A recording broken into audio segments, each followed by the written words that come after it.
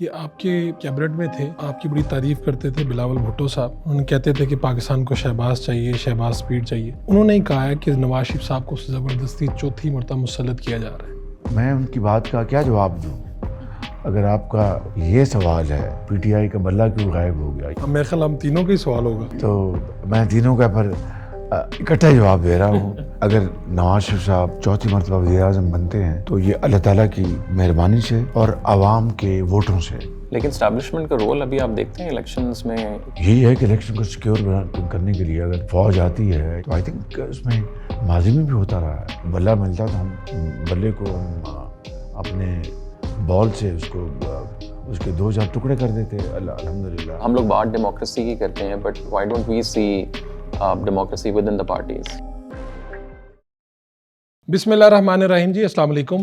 آج ہمارے جو مہمان ہیں سابق وزیر اعظم پاکستان اور صدر پاکستان مسلم لیگ نون میاں محمد شہباز شریف صاحب ہیں، اور میرے کو ہوسٹ میرے رائٹ سائڈ پہ طلحہ احد ہیں، میرے لیفٹ پہ شایان محمود ہیں. اور جو آج پاکستان سوچ رہا ہے، پاکستان کی یوتھ سوچ رہی ہے، سوالات جو ہیں آپ کے ذہنوں میں بھی ہیں اور ہمارے ذہنوں میں بھی ہیں، ہم نے لکھے بھی ہوئے ہیں، پوری تیاری سے آئے ہوئے ہیں. تو شہباز صاحب آج ہمارے روبرو ہیں. شہباز صاحب آپ کا بہت بہت شکریہ، آپ نے وقت دیا. جی آپ کا بہت شکریہ شہباز صاحب اور طلحہ صاحب اور شایان صاحب. میرا خیال ہے کہ یہ میرے لیے ایک خوشی کی بات بھی اور ایک امید ہے کہ اچھا تجربہ ہوگا، کیونکہ یہ اس طرح کی نشست میں نے شاید بہت کم کی ہے. آپ کے ساتھ شاید ایک دفعہ کی تھی، تو اس کے علاوہ تو مجھے اس کا کوئی تجربہ نہیں ہے، تو غلطی ہو جائے تو معاف کیجیے. سر لاسٹ ٹائم آپ سے جب ملاقات ہوئی اور ہمارا پوڈ کاسٹ ہوا تو وزیر اعظم ہاؤس میں آپ کا آخری دن تھا. جی تو اب بتائیے کہ ان دنوں آپ کا دن کیسا گزر رہا ہے، کیسے کیا روٹین چل رہی ہے، اور اب الیکشن کا بھی گہما گہمی ہے. ابھی تو الیکشن میں فل سوئنگ میں ہم ہیں الحمدللہ. ہماری پارٹی، میرے لیڈر نواز شریف صاحب، ہم کیمپین کر رہے ہیں. مریم نواز بھی ساتھ ہے ہمارے. تو شدید سردی ہے بہت. مثال کے طور پہ میں احمد پر شرقیہ میں تھا، تو وہاں پہ وہ بتا رہے تھے کہ 20 سال بعد اتنی سردی پڑی وہاں پر ساؤتھ پنجاب میں. مگر نوجوان بزرگ خواتین اپنے لحاف اوڑھ کے کمبل لے کے وہاں پر تھے، اور یقین کریں کہ کیسا منظر تھا کہ مجھے بے پناہ خوشی بھی ہوئی اور اطمینان بھی ہوا کہ لوگ اتنی سردی میں آئے ہیں تو ان کو کوئی پکڑ کے تو نہیں لایا، یہ خود آئے ہیں الحمدللہ. اور جس سے مجھے اندازہ ہوا کہ میاں نواز شریف کی لیڈرشپ میں ان لوگوں کو آج بھی اعتماد، اور ان کے جو خدمات ہیں قوم کے لیے، پاکستان کے لیے، پنجاب کے لیے، ان کو اچھی طرح ازبر یاد ہے. جیسے کہ آپ نے ابھی ذکر کیا کہ کافی گہما گہمی آپ نے دیکھی. ہم لوگ اسلام آباد سے آ جائے ہیں. اسلام آباد میں ہمیں کوئی اتنا زیادہ وہ نہیں نظر آ رہا، بلکہ مجھے تھا کہ لاہور بیکاز ایک گڑھ ہے، تو یہاں تو ہر جگہ ہمیں پوسٹرز اور چیزیں نا پی ایم ایل این کا ہمیں بہت زیادہ نہ کچھ نظر آ رہا ہے. بلاول صاحب کی کچھ نظر آئیں، پی ٹی آئی ہمیں دور دور سے بھی نہیں نظر I compare to the 2018 elections. ظاہر ہے جب الیکشن میں نارملی ایک بڑا وہ میلے کا سما ہوتا ہے، بٹ اس دفعہ آپ کیوں لگ رہا ہے آپ کو کہ اتنا زیادہ گہما گہمی کیوں نظر نہیں آ رہی؟ میرا خیال ہے کہ کیمپین کے حوالے سے اسلام آباد کی آپ نے بات کی، تو اسلام آباد ہمارا کیپٹل سٹی بہت خوبصورت شہر ہے، لیکن اگر اسلام آباد کا میں موازنہ کروں انقرہ کے ساتھ، وہ بھی ایک کیپٹل سٹی ہے. ترکی بہت خوبصورت ملک ہے. ترکی کے عوام بڑے خوبصورت لوگ ہیں، ہمارے پاکستان کے بہت دوست ہیں. آپ استنبول جائیں، بڑی رونق. آپ کونیا چلے جائیں یا دوسرے شہروں میں چلے جائیں، لیکن انقرہ میں جب جاتے ہیں تو شام کو، یعنی شام ڈھلے وہاں پر ایک سناٹا چھا جاتا ہے. بس یہی عالم اسلام آباد کا ہے کہ ایک بہت خوبصورت ہمارے دارالخلافہ ہے، لیکن شام کو اور آج کل جاڑے میں تو شام پڑتے وہاں پر سناٹا ہو جاتا ہے. گو کہ اب جہاں پر وہاں پر ایٹریز ہیں وہاں پر رونق ہوتی ہے, لیکن عام طور پر آپ یہی دیکھتے ہیں. رہی بات الیکشن میں گہما گہمی کی, تو یہی ایک بہت بڑا فیکٹر ہے کہ شدید سردی کی بنا پر کیمپین ظاہر ہے کہ تاخیر سے شروع ہوئی, نمبر 1. نمبر 2, ایک زمانہ تھا جب اچھے موسم میں ہم میاں نواز شریف میں ہم دن میں 4 5 جلسے 6 کر لیتے تھے, یقین کریں آپ. لیکن اب مشکل سے ایک ہوتا ہے, کیونکہ ٹائمنگ ونڈو بہت چھوٹی ہے. 2 بجے سے پہلے آپ پہنچ نہیں پاتے, پھر دھند بہت ہے وہاں پر. ابھی تک تو اللہ کا شکر ہے کہ ہم پہنچ رہے ہیں, لیکن ایسا بھی ہو سکتا ہے کہ دھند بہت ہو تو ہم پہنچ نہ پائیں. 2 ڈھائی بجے 3 بجے جلسہ اگر شروع ہوتا ہے تو اس کو ہر صورت 4 بجے ختم کرنا, لوگوں نے اپنے گھروں میں جانا ہے. تو یہ ایک وجہ ہے کہ جس کی وجہ سے کیمپین کوئی ٹھنڈی لگی آپ کو, لیکن اب آہستہ آہستہ اس میں اضافہ ہو رہا ہے. دوسری بات, یقیناً کمپٹیشن جہاں پر ہو وہاں پر گہما گہمی ہوتی ہے. تو مجھے کہنے دیجیے بڑی یعنی انکساری کے ساتھ کہ ہمارا کمپٹیشن, نواز شریف کا کمپٹیشن, PMLN کا کمپٹیشن کسی پولیٹیکل پارٹی سے یا پولیٹیکل لیڈر سے نہیں ہے. ہمارا کمپٹیشن اپنے آپ سے ہے, ہماری جو ماضی کی کارکردگی اس کے ساتھ ہے. نواز شریف کا کمپٹیشن, کیونکہ سامنے جو اس وقت جو کیمپین کر رہے ہیں ان کی جو کارکردگی آپ کے سامنے ہے, نواز شریف کی کارکردگی آپ کے سامنے ہے. تو ہمارا جو مقابلہ ہے ہمارے اپنے ماضی کی کارکردگی کے ساتھ ہے. جسٹ ایک فالو اپ کوشچن, جو پچھلے 8 سے 10 مہینوں میں جو حالات رہے ہم ساروں نے دیکھے, not focusing on one party, اس وجہ سے بھی آپ کو لگتا ہے کہ لوگوں کا اعتماد تھوڑا سا پورا کا پورا الیکٹرالل پروسیس کے اوپر کوئی اتنا زیادہ نہیں رہا؟ ہم نے دیکھا لوگ جمع کروانے جا رہے ہیں, کاغذات چھینے جا رہے ہیں, اور جنرلی وہ ایک حالات بن نہیں پا رہے. وہ بھی آپ کو ایک وجہ لگتی ہے؟ یہ جو کاغذات چھیننے کی بات ہے یا اس طرح کی بات جو آپ کر رہے ہیں, تو مجھے اس کا صحیح اندازہ نہیں کہ وہ اگر کہیں کہ چھینے گئے ہیں, کیوں چھینے گئے ہیں. مجھے پر یہ بھی دیکھتے ہیں کہ کہیں کاغذ چھینے گئے وہ واپس بھی ہوئے اگر کسی کے ریجیکٹ ہوئے, اس طرح کی بات. لیکن یہ بات میں آپ کو بلا خوف تردید کہہ سکتا ہوں کہ 2018 کے الیکشن میں جو ہماری پارٹی کے ساتھ کیا گیا, میاں نواز شریف جیل میں, میری بھتیجی مریم نواز جیل میں, اس سے پہلے میں سمجھتا ہوں کہ جو کچھ ہماری پارٹی کے ساتھ کیا گیا, کس طریقے سے ایک خاص ایک منصوبے کے تحت ہمیں ٹیلی ویژن اور اخبارات میں ہمارا بھرپور ہمارا جو ہے ایک قوم کے سامنے ہماری جو کارکردگی ہے, ہماری جو ایک کریڈیبلٹی, اس کو ڈیمیج کرنے کے لیے بے پناہ ایک کیمپین چلائی گئی. پھر آپ نے دیکھا کہ الیکشن سے پہلے کس طرح ہمارے کینڈیڈیٹس کو اٹھایا گیا. مثال کے طور پر انجینئر قمر, اس کو اٹھا لیا گیا, اس کو گرفتار کر دیا گیا. آپ نے دیکھا کہ کس طرح ہمارے جو پارٹی کے کینڈیڈیٹس ہیں ان کو دھونس کے ساتھ ڈرا دھمکا کر, خاص طور پر جنوبی پنجاب میں ان کی جو پارٹی ٹکٹس واپس کروائی گئیں, ان کو PTI میں ان کو دوپٹہ پہن کے ان کو وہاں پر بھجوایا گیا. یہ سارا کچھ آپ نے دیکھا. پھر آپ نے یہ بھی دیکھا کہ جب اس کے باوجود بھی کام نہ بنا, ہم کلیئر پنجاب میں ہماری میجورٹی آ رہی تھی الیکشن والے دن بھی, تو رات کو شام کو RTS بند کروایا گیا، جو پولنگ ایجنٹ سے ان کو نکالا گیا، دھکم پیل سے ان کو زبردستی نکال دیا گیا، پھر ٹھپے لگائے گئے، یہ سارا آپ کے پاس پورا اس کی، میں یہ نہیں کہہ رہا کہ اس کا خدا نخواستہ اس کے ریپیٹ سوال پیدا نہیں ہوتا، اس کی قطعاً اس کی دوبارہ اس چیزوں کی نہیں ہونی چاہیے، لیکن اگر آپ کا یہ سوال ہے کہ پی ٹی آئی کا بلہ کیوں غائب ہو گیا، یہی سوال آپ، یہ تو ویسے جنرلی میرے خیال ہم تینوں کا ہی سوال ہوگا. تو میں تینوں کا پر اکٹھا جواب دے رہا ہوں، اور 3 in 1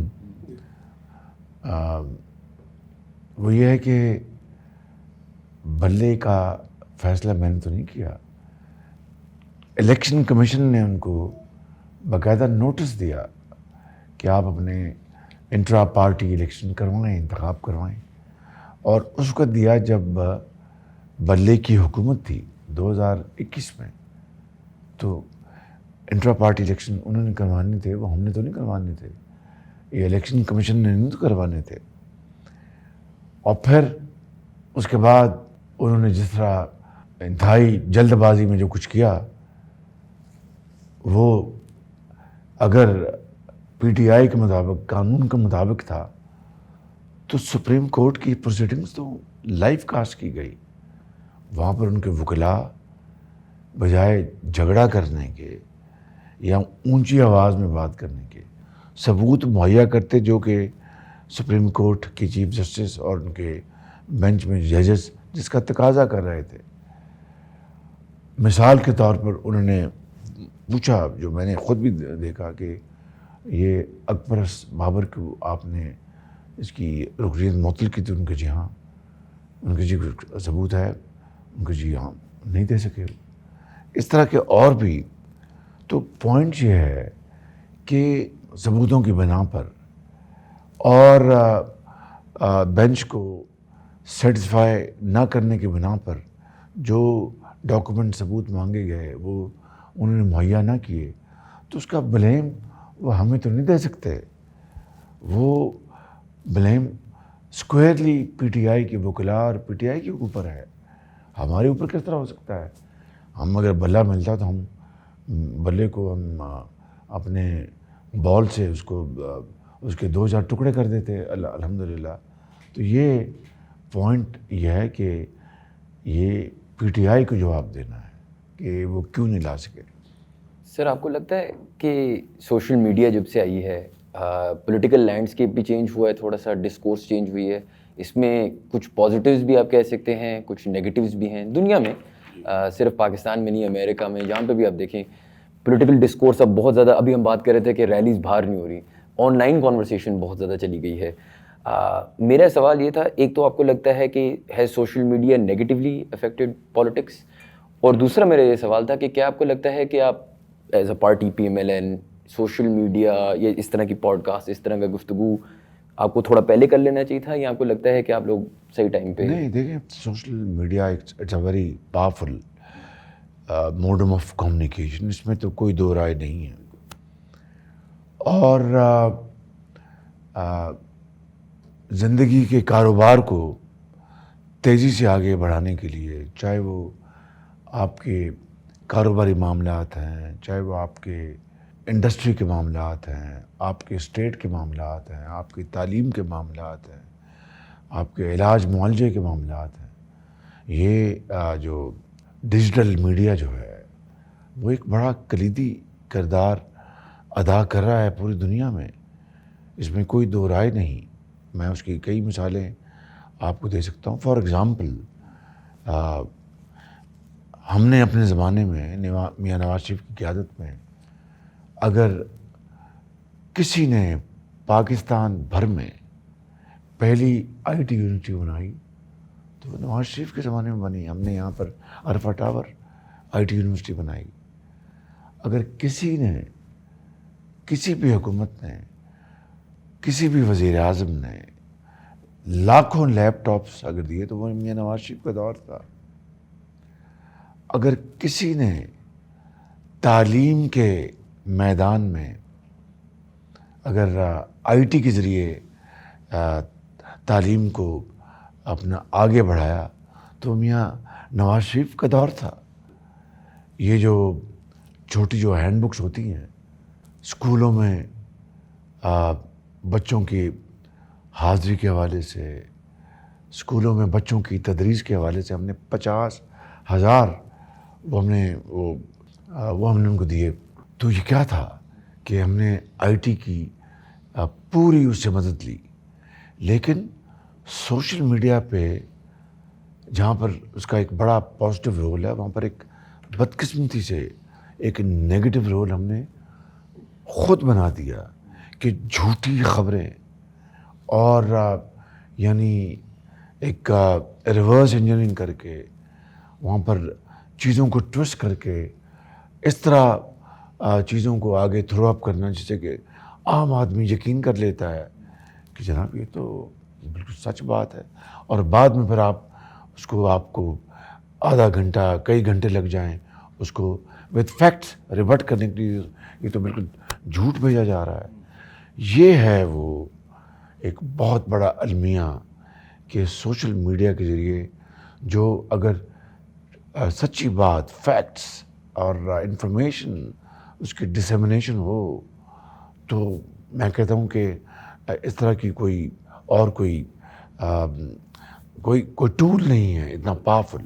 تو coming back to the point کہ سوشل میڈیا کی جو طاقت ہے اس سے اختلاف نہیں, لیکن جس طریقے سے ایک پارٹی نے, ایک لیڈر نے اس کا استعمال شروع کیا ہے, that is a matter of great concern. Sir یہ آپ کے خاندان کے بارے میں بڑی باتیں ہوتی رہیں کہ جی نون میں سے شین نکل رہی ہے, آپ کے سیاسی مخالفین کہتے رہے, اور ہمیں دوسری طرف یہ بھی پتہ ہے کہ جی آپ کے خاندان کی جو اتفاق ہے اس کی روایت بڑی پرانی اور بڑی معروف ہے. یعنی میاں شریف صاحب جب خاندان کے سربراہ تھے تو تب بھی سارے انہی سے مشاورت کرتے تھے, یعنی میاں نواز شریف بے شک وزیر اعظم تھے یا جس بھی منصب پہ تھے, اور ان کے بعد پھر میاں نواز شریف آپ کے خاندان کے سربراہ ہیں. تو یہ کیسے اس کو کیری کرتے ہیں؟ اختلافات تو ہوتے ہی ہیں ہر خاندان میں. دیکھیں یہ نون سے شین یہ کئی سالوں سے اس کی گردان کی جا رہی تھی. اس سے پہلے کسی اور پیرائے میں یہ خدا نخواستہ شریف خاندان میں تقسیم کرنے کی سازشیں کی گئی, اور یہ بات یہ آج کی نہیں ہے, یہ دہائیوں پرانی باتیں. اللہ تعالیٰ کا فضل و کرم ہے کہ نون سے شین نہیں نکلی. شین جو ہے وہ شاباش ہے, نون نہیں ہے, کوئی سوال نہیں ہے. اور اللہ تعالیٰ کا کرم ہے کہ یہ خاندانی جو ہمارے والدین ہمیں جو ایک تربیت دے گئے وہ آج بھی قائم ہے. اور میری رب تعالیٰ سے بڑی عاجزی سے میں دعا کرتا ہوں, نواز شریف بھی دعا کرتے ہیں کہ یہ پیار, محبت, اتفاق یوں ہی چلتا رہے. اور سیاست میں ایک جمہور میں ہر بات پر اتفاق رائے نہیں ہوتا. وہاں پر آپ کے خیالات میں, آپ کے خیالات, ہم چار بیٹھے ہیں, آپ کا اس کپ کے بارے میں کچھ رائے ہوگی, آپ کی کچھ, تو اس کو آپ اختلاف رائے نہیں کہہ سکتے. وہ ایک آپ کا حق ہے اپنی رائے دینے کا. رائے میں آپ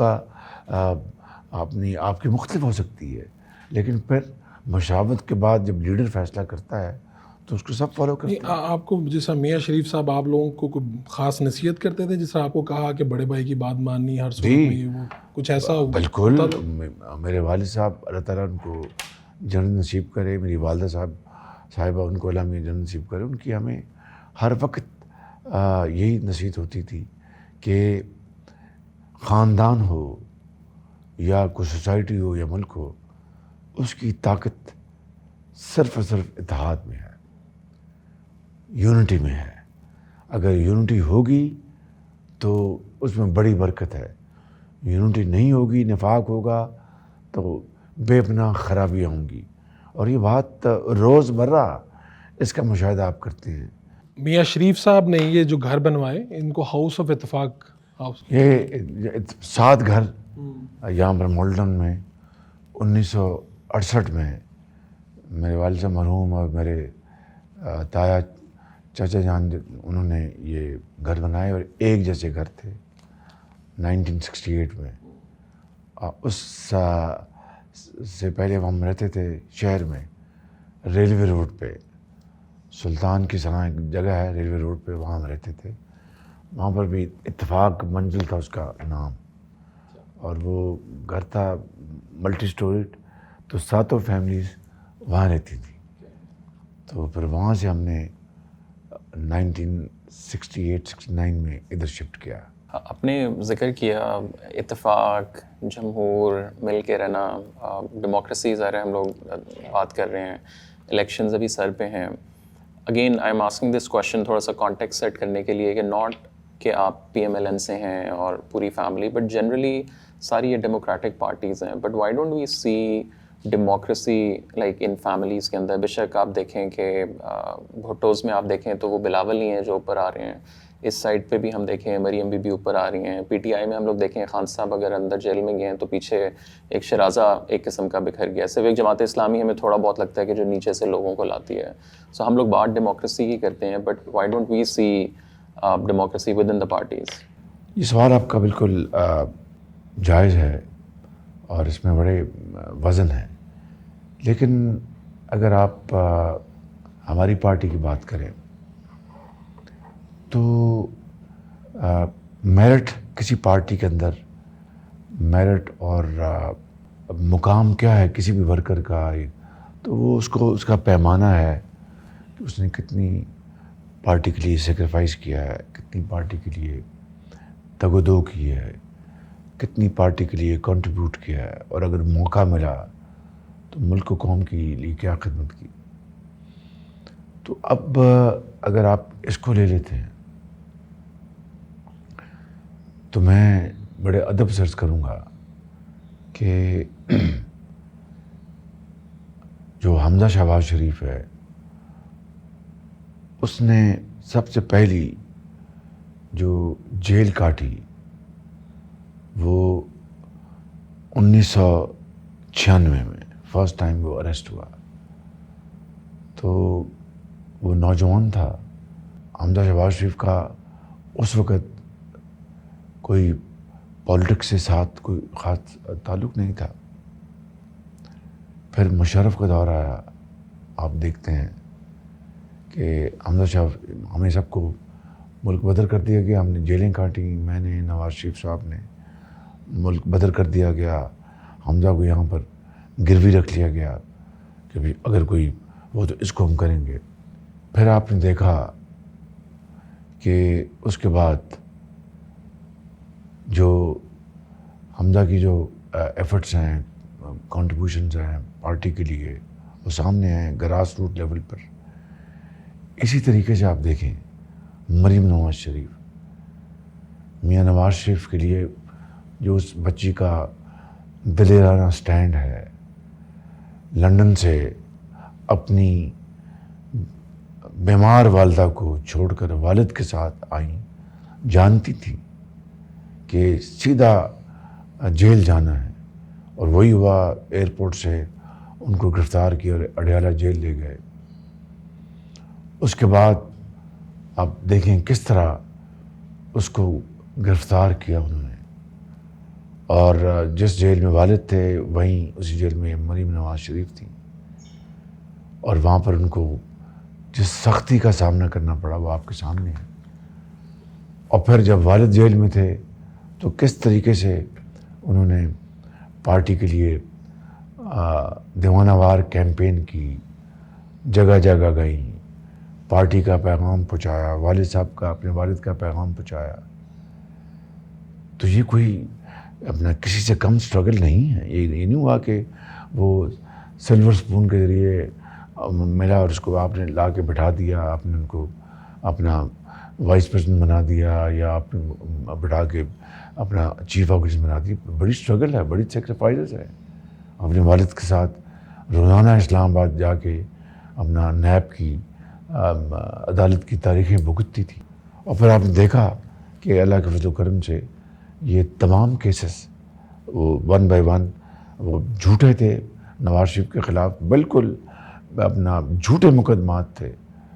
آپ دیکھیں کہ ان کو سب کو اپنا عدالتوں کے ذریعے وہ ختم ہوا.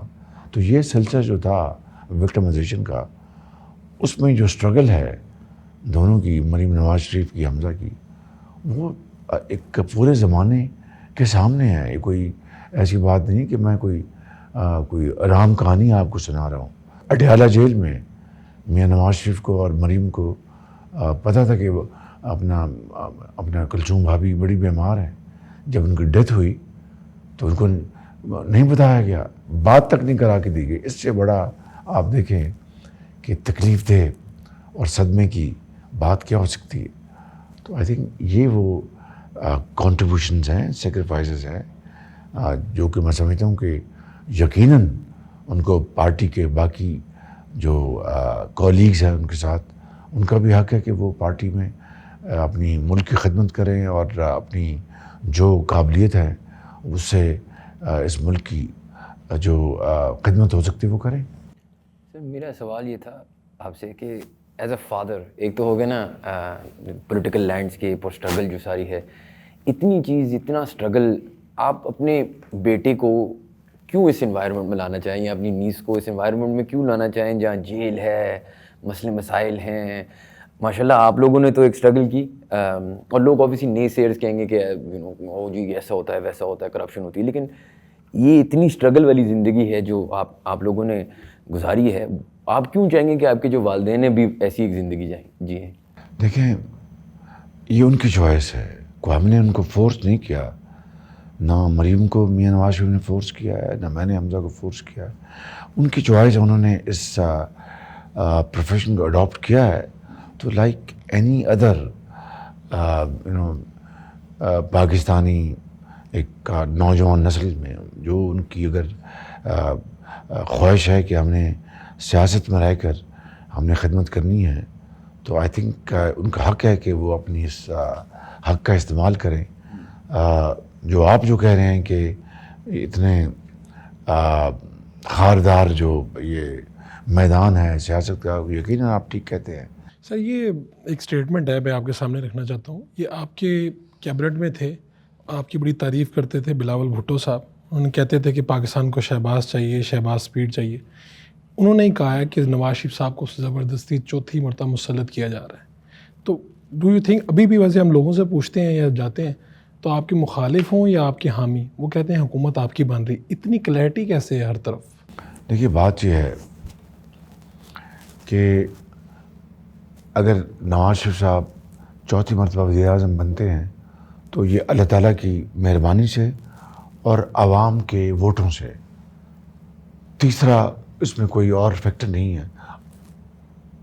8 فروری کو لوگ اگر چاہیں گے کہ نواز شریف کو وزیر اعظم بنانا ہے تو ان کا فیصلہ نہیں چاہیں گے کسی اور کو بنانا ہے.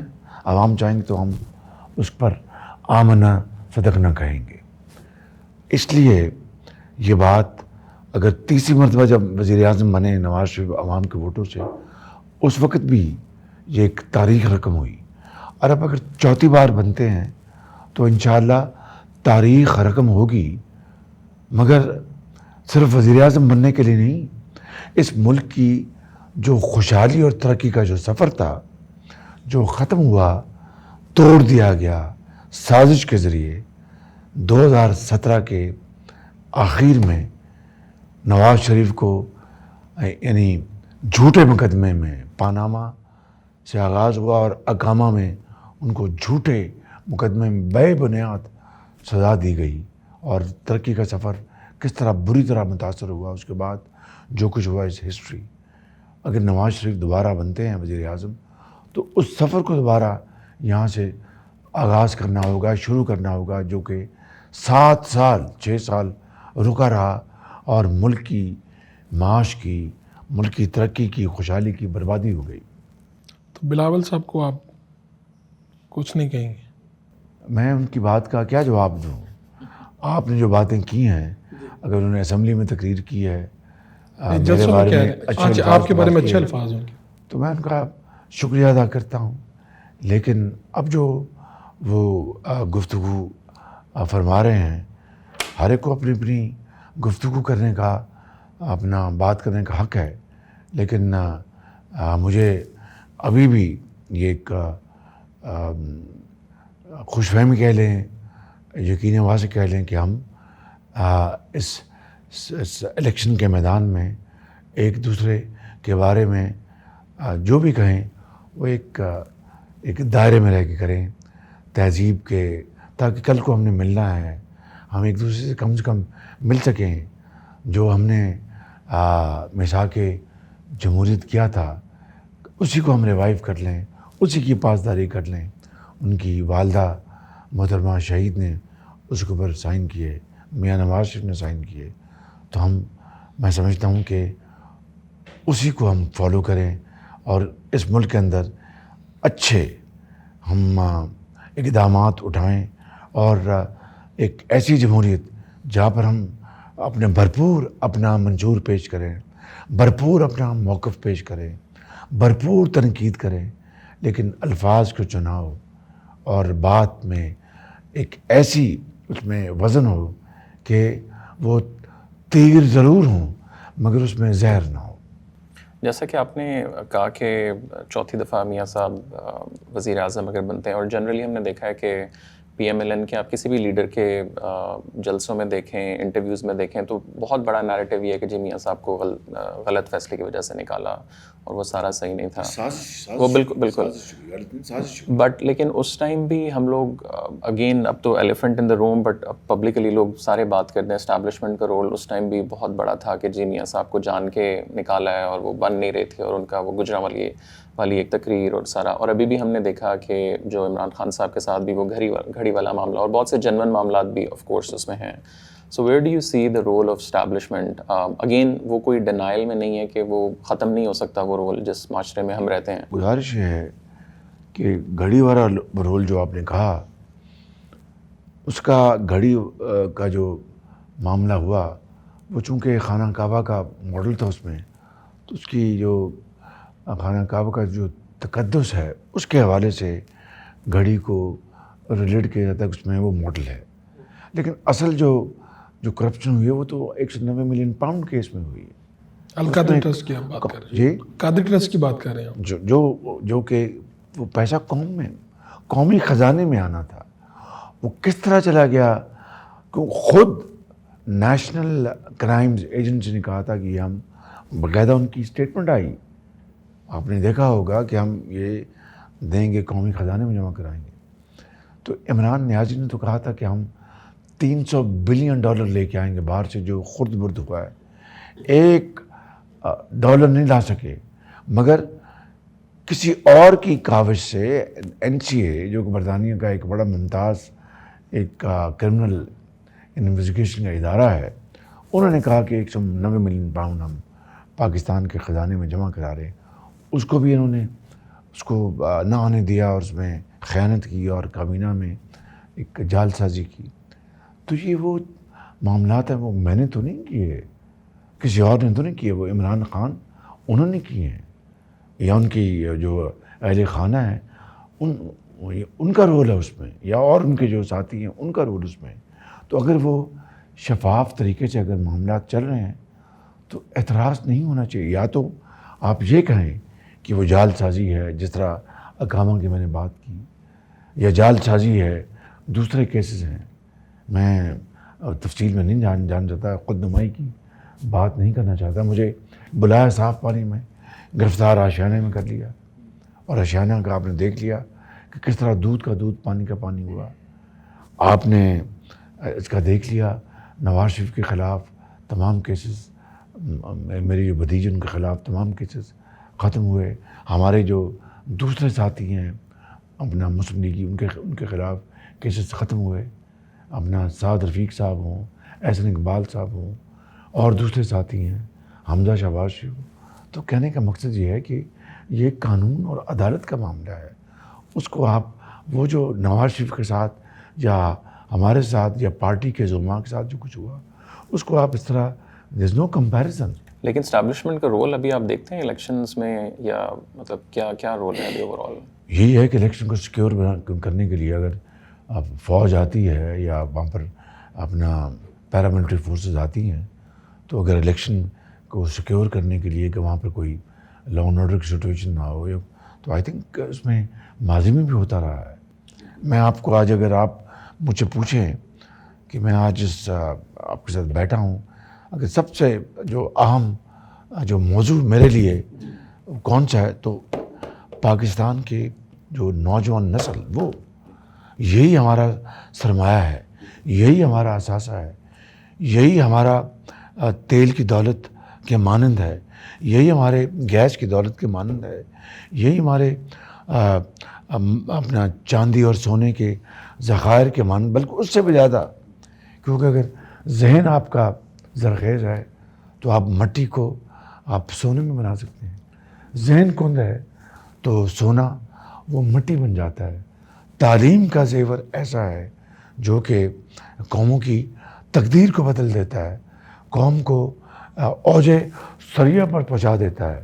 تو آج اگر نواز شریف کی اگر ذمہ داری ہے, میری ذمہ داری ہے, بلاول بھٹو کی ذمہ داری ہے, مولانا فضل الرحمان صاحب کی ذمہ داری ہے, ڈاکٹر خالد صدیقی کی ذمہ داری ہے, اور جو دوسرے زعما ہیں ان کی ذمہ داری ہے, آئی پی پی ہیں یا جو بھی ہے, کیو لیگ ہے, سب کی ہماری مشترکہ ذمہ داری ہے کہ ہم کروڑوں نوجوانوں کو, قوم کے بیٹوں اور بیٹیوں کو, ان کو تعلیم کا ان کو راستہ دکھائیں, تعلیم کے زیور سے ان کو ہم راستہ پیراستہ کریں. ان کے ہاتھ میں جس طرح نواز شریف نے اپنے ادوار میں لاکھوں لیپ ٹاپس دیے تھے, آج ہمیں فیصلہ کرنا ہے کہ پاکستان کے چاروں کونوں میں صرف پرفارمنس کی بنیاد پر اور فائنینشیل بیک گراؤنڈ, دو معیار, پرفارمنس اور فائنینشیل بیک گراؤنڈ. عمرہ کو اگر آپ لیپ ٹاپ دیں گے سرکاری خزانے سے تو وہ کوئی قوم کی خدمت, وہ تو خود خرید سکتے ہیں. جو وسائل ہیں قوم کے, وہ ان کے اوپر صرف کریں جن کے پاس وسائل نہیں ہیں, مگر وہ اس قوم کے لیے کچھ کر گزرنا چاہتے ہیں. ان کے ماں باپ اپنی خون پسینے کی کمائی سے وہ بڑی مشکل سے بیمار بچی کا علاج کرتے ہیں, بڑی مشکل سے ان کو تعلیم دلواتے ہیں. وہ کروڑوں بچے اور بچیاں, ان کو ہم انفارمیشن ٹیکنالوجی اس کی تعلیم دلوائیں, ان کو ہم اسکل ڈیولپمنٹ اس طرف لے کے جائیں, ووکیشنل ٹریننگ دلوائیں, ان کو ہم آرٹیفیشل انفارمیشن اس طرف لے کے جائیں, اور پاکستان کی زراعت اور پاکستان کی صنعت اور حرفت کو اس میں انقلاب لے کے آئے. یہ وہ کروڑوں بچے اور بچیاں, وہ کس طرح ہوگا کہ وی انویسٹ آن دیم, ان کے لیے آئی ٹی یونیورسٹیاں بنائیں, ووکیشنل ٹریننگ سینٹرز بنائیں, ان کے لیے ہم اسکلڈ ٹریننگ دلوائیں, اور پھر ان بچوں اور بچیوں کو ہم پھر وہ پاکستان کے عظیم معمار بنیں گے.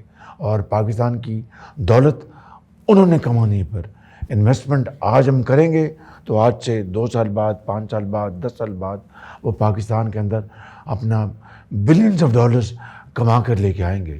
آج ہم جو کشکول لے کے پھر رہے ہیں, آئی ایم ایف اس طرف سے ہمیں دیکھتا ہے, ورلڈ بینک اس طرف سے دیکھتا ہے, پیچھے سے ہمیں اپنا کوئی اور کہتا ہے کہ ہمارا قرضہ واپس کریں. یہ ادھار کی زندگی, یہ قرضے کی میں, کب تک ہم پیتے رہیں گے, کب تک بسر کریں گے؟ اس کو خیر بات کہنا ہوگا, اس کو دفن کرنا ہوگا. واحد طریقہ یہ ہے کہ ہم یوتھ کے لیے ہم تمام توانائیاں, وسائل ان کے قدموں میں نشاور کریں through a paradigm shift, through this change, اور ایک اسٹریٹجی بنا کر. آپ نے بات کی کہ پی پی پی یا پی ایم ایل این نے ایک زمانے بے نظیر کے زمانے میں ایک سائن کیا چارٹر آف ڈیموکریسی. اگر آج اوبیسلی 9th میں کہ جو بھی رزلٹس آتے ہیں اینڈ جو پنشمنٹس ہوتی ہیں اس کے بعد, ڈیو لیگل پروسیس کے بعد, اگر P T I, P M L N, P P P, all parties of Pakistan come together and sign a charter of democracy, جس میں وہ پھر بات ہو کہ یار ایجوکیشن پہ ہم نے فوکس رکھنا ہے, جو پلرز ہیں نیشن کے, اس پہ فوکس رکھنا ہے, تو اس سے فائدہ نہ ہو, اور کیا آپ لوگ اوپن ہوں گے اس طرح کی ایک چیز, ایک نئی چارٹر آف ڈیموکریسی سائن کرنے میں؟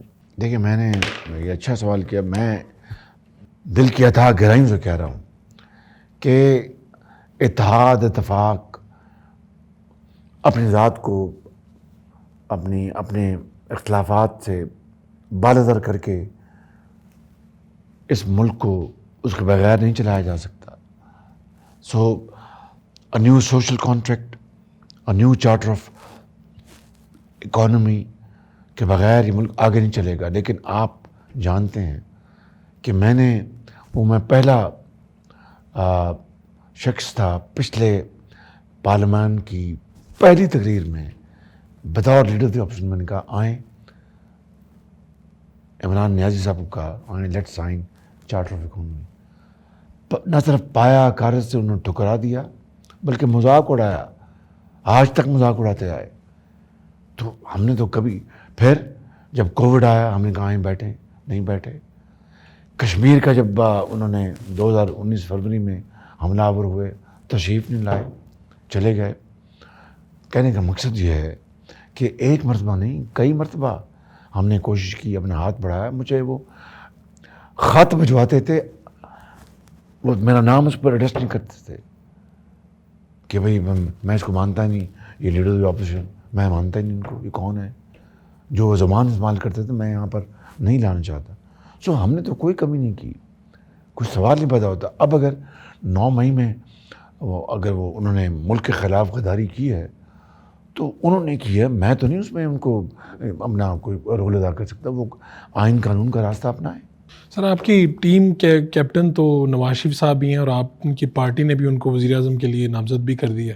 اس میں آپ کو شک نہیں ہونا چاہیے. مجھے کوئی شک نہیں ہے.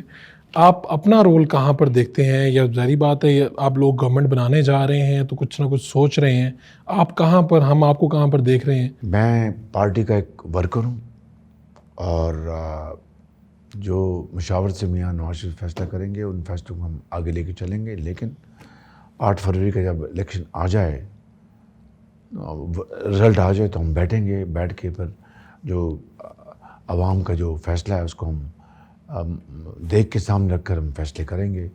ایک لاسٹ سوری بیکاز آپ کے ساتھ پتہ نہیں دوبارہ کب ہمیں موقع ملے, بیکاز ہم لوگ یوتھ کے ساتھ بہت زیادہ انٹریکٹ کرتے ہیں. آئی تھنک ایک کویشچن جو بہت زیادہ ہمیں آتا ہے دیکھنے میں, اگر ابھی آپ لوگ گورنمنٹ میں آتے ہیں, کوئی بھی آتا ہے, کسی بھی پارٹی کے پاس کوئی پلان ہے ٹو فکس پاکستان؟ آپ لوگ پی ڈی ایم میں رہے, ساری جماعتیں تھیں اس ٹائم, 1-1.5 سال میں کیا ایسی چیز ہے جو نہیں ہو سکی کہ اگر کوئی ابھی دوبارہ آ جاتا ہے؟ کوئی ہمیں فزیکل پلان کہیں پڑا ہوا نظر نہیں آتا. ایک چھوٹی سی اگزامپل میں آپ کو دوں گا. یوکرین کی جنگ ہوئی, مارچ میں رفلی جنگ شروع ہوتی ہے, اپریل کے اینڈ تک اور مئی میں ان لوگوں نے ایک پورا کا پورا پلان بنا کے انٹرنیٹ کے اوپر وہ اویلیبل ہے, باہر کی کنسلٹنگ فرمز نے ان کے ساتھ کام کیا. But there is a plan which we can go and see and read, کہ وہ ظاہر لوگوں کا ایک ٹرسٹ ہے کہ یار میرا لیڈر جو ہے. یہ بڑا اچھا سوال کیا. ایک تو ان چند دنوں میں ہمارا مینیفیسٹو جو ہے وہ منشور سامنے آ جائے گا, اور منشور ہے جو کہ جہاں پر ہم نے قوم کے ساتھ یہ وعدہ کیا ہے کہ ہم تعلیم کے میدان میں, اپنا نوجوان نسل کے میدان میں, علاج معالجے کے میدان میں, صنعت و حرفت کے میدان میں, وومن امپاورمنٹ کے میدان میں, آپ کی ایگریکلچر کے میدان میں, اور ہمارے جو کلچر ہے اس کے میدان میں, یوتھ کو ہم نے کس طرح امپاور کرنا ہے, کس طرح پاکستان کے اندر ہم نے جو اپنی اکانومی کو مضبوط, ساری چیزیں آ جائیں گی. تو وہ ایک ہمارا ایک مربوط ہمارا جو سوچ ہے وہ سامنے آ جائے گی. نمبر 1. نمبر 2, یہ جو آپ نے کہا کہ اگر ہمیں اللہ تعالیٰ موقع دیتا ہے تو ہم کیا کریں گے, میں نے آپ کو اپنا منشور میں ساری باتیں آئیں گی, لیکن میں نے بتا دیا آپ کو کہ 3 ہمارے اہداف ہیں. نمبر 1, یوتھ بلج کو, اس نے کہا تھا چائنیز کہاوت ہے کہ every challenge has an opportunity. Youth ایک چیلنج ہے مگر بہت بڑی اپرچونٹی. میں تفصیل سے بتا چکا ہوں. ہم نے یوتھ کے لیے تمام وسائل ہم نے ان کو مہیا کرنے ہیں تاکہ ہماری یوتھ جو ہے پاکستان کا عظیم سرمایہ بن جائے. اور مجھے کوئی ڈاؤٹ نہیں ہے, باخدا مجھے کوئی ڈاؤٹ نہیں ہے کہ اگر یوتھ کو ہم نے امپاور کر دیا اور صحیح جو جدید تعلیم کے جو ٹولز ان کے حوالے کر دیے تو ہمیں کسی چیز کی فکر نہیں ہونی چاہیے. اب دیکھیے, میں جب لیپ ٹاپس نواز شریف صاحب کے زمانے میں ہم دیتے تھے لاکھوں بچوں کو تو کیا کہتے تھے, رشوت ہے. تو یہی لیپ ٹاپ کووڈ کے زمانے میں ان بچوں کے کام آیا.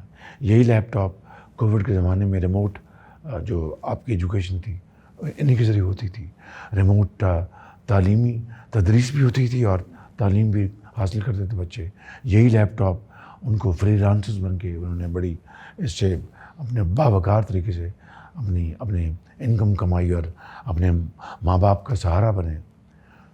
تو میں یہ کہہ رہا ہوں کہ میں نے آج اپنی بتا دی کہ یوتھ ہماری آئی ٹی اسکل ٹریننگ, ہماری ووکیشنل ٹریننگ, جاب, اب ان کے ساتھ جاب اپرچونیٹی جڑی ہوں گی, کس طرح ہم پیکج دیں گے اپنے یوتھ کے لیے, دیہاتوں میں بھی اور شہروں میں بھی.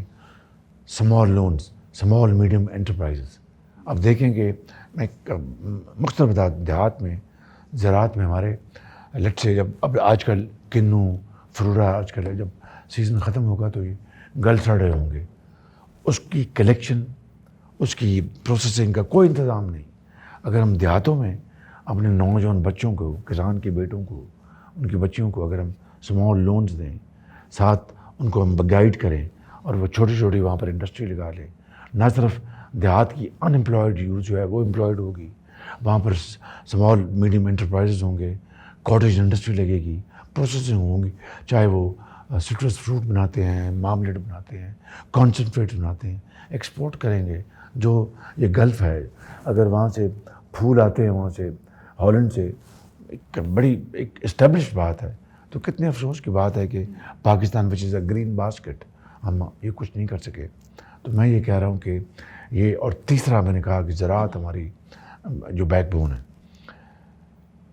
16 مہینے کی آپ نے بات کی, تو میں مختصر آپ کو بتاتا ہوں کہ سب سے بڑا چیلنج تھا ملک کو دیوالیہ ہونے سے بچانے کا. وہ ہم نے بچا لیا. یقین کریں کہ ہمیں آگے خدمت کا موقع ملتا نہیں ملتا, یہ تو اللہ کو پتہ ہے.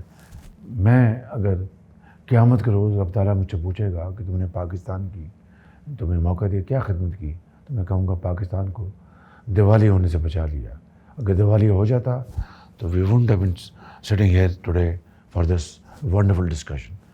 یہاں پر رائٹس ہوتے, بینک دیوالیہ ہو جاتے, ادویات نہ ملتی, اور جو لائف سیونگ ڈرگز وہ نہ ملتی, صنعتیں بند ہو جاتی, لیٹر آف کریڈٹ نہ کھلتے, امپورٹس نہ ہوتی, ایکسپورٹس نہ ہوتی, لاکھوں لوگ سڑکوں پہ ہوتے, تو ایک یہاں پر سری لنکا سے بھی برے حالات ہوتے. رب تعالیٰ نے بچا لیا. اور یہی میں سمجھتا ہوں کولیشن گورنمنٹ کا ایک بہت بڑا ایک ان کا مارکہ ہے اور اچیومنٹ ہے. یہ میری اکیلے ذات کی نہیں ہے, it's team work. And I give credit to the then finance minister and all political parties which were contributing not only in this, in floods اور دوسرے معاملات تھے. تو میں سمجھتا ہوں کہ وہ اس کو جو ہے یعنی کیفیت تھی, دن رات لانگ مارچ ہو رہے تھے اور دھمکیاں دی جا رہی تھیں. کون اس زمانے میں انویسٹمنٹ کرتا, کون کاروبار چلاتا, لوگ اپنا سرمایہ لے کے باہر جا رہے تھے. تو اگر اس سلیکشن کے نتیجے میں ایک مینڈیٹ ملتا ہے تو انشاءاللہ اس کے لیے ہم دن رات ایک کریں گے. سر آپ کا بہت بہت شکریہ. تو الیکشن کی مصروفیت چل رہی ہے, آپ نے وقت نکالا. میرے کو ہوسٹ جناب طلحہ احد اور شایان محمود دونوں کی طرف سے میں آپ کا شکریہ ادا کرتا ہوں. اور ہمیں امید ہے کہ آپ کو بھی اچھا لگا ہوگا یہ آج کا تجربہ. Thank you very much, very kind. بہت شکریہ شایان صاحب, بہت شکریہ شہباز صاحب, بہت شکریہ, اور آج صاحب بہت شکریہ آپ کا. Thank you.